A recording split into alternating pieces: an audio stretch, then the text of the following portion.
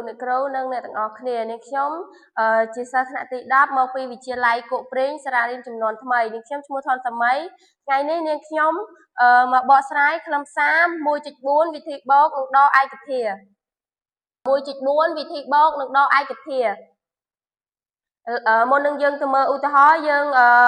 សិក្សាអំពីជាទូទៅជាមុនសិនដើម្បីគណនាផលបូកនិងដកឯកធាដូចគ្នាគេត្រូវធ្វើប្រមាណវិធីបូកឬដកតែផ្នែកមេគុណរួចយកលទ្ធផលគុណនៅផ្នែកអថេឥឡូវយើងទៅមើលឧទាហរណ៍ខាងក្រោមចូលប្រមាណវិធីខាងក្រោមដោយឧទាហរណ៍ទី1កហ្នឹងគេឲ្យ 5x បូក 7 បូក x ហើយខ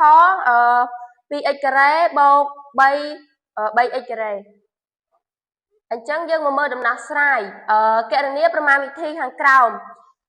កហ្នឹងគេឲ្យប្រធានគេឲ្យ 5x បូក 7x បូក x ហើយបន្ទាប់មកយើងមើលប្រធានវាសិន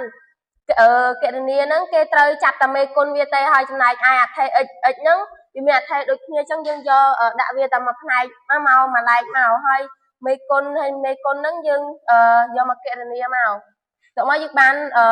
មេគុណវាហ្នឹងបាន5បូក 7 បូក 1ស្មើ 13x ហើយដូចនេះ 5x បូក 7x បូក x ស្មើ 13x